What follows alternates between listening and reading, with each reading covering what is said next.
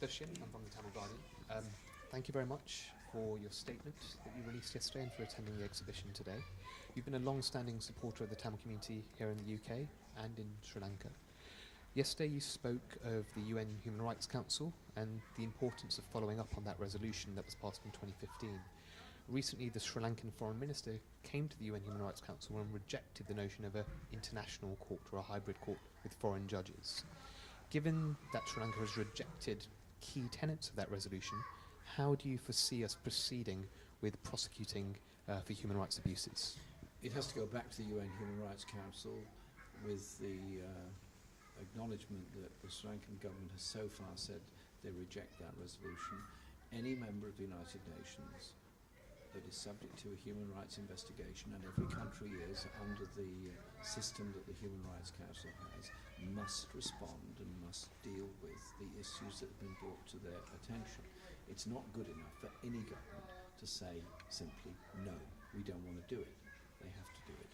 And we will go back to the UN Human Rights Council to demand action by them on it, and also ask member states to look at their relationship with any country that decides to reject a Human Rights Council resolution. We have to strengthen and empower the Human Rights Council, not weaken it and not diminish it or dismiss it.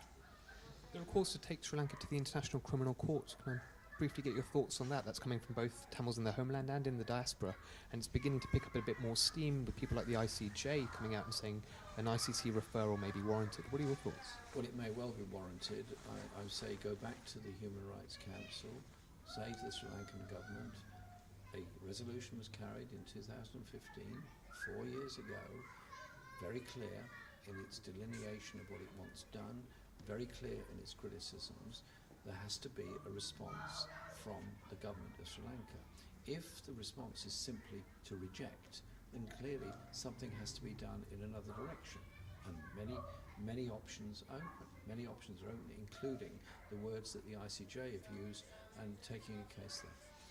And finally, it was 10 years ago, unfortunately, under a Labour government that we saw the massacres at Mullawaikal. You were one of the parliamentarians that spoke in Parliament and spoke of cutting off diplomatic links with Sri Lanka 10 years ago at the height of the massacres. 10 years on, with virtually no progress, as you said, on accountability for the crimes committed, how do you foresee Britain's future relationship with Sri Lanka if a Labour government were to come into power?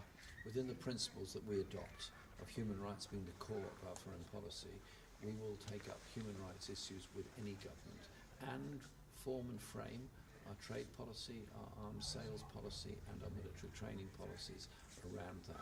We have to be assured that any country we're dealing with has full respect for human rights, does adhere to the UN Convention on Human Rights, and does participate and work within the UN Human Rights Council system. That is the only way of protecting human rights in any society.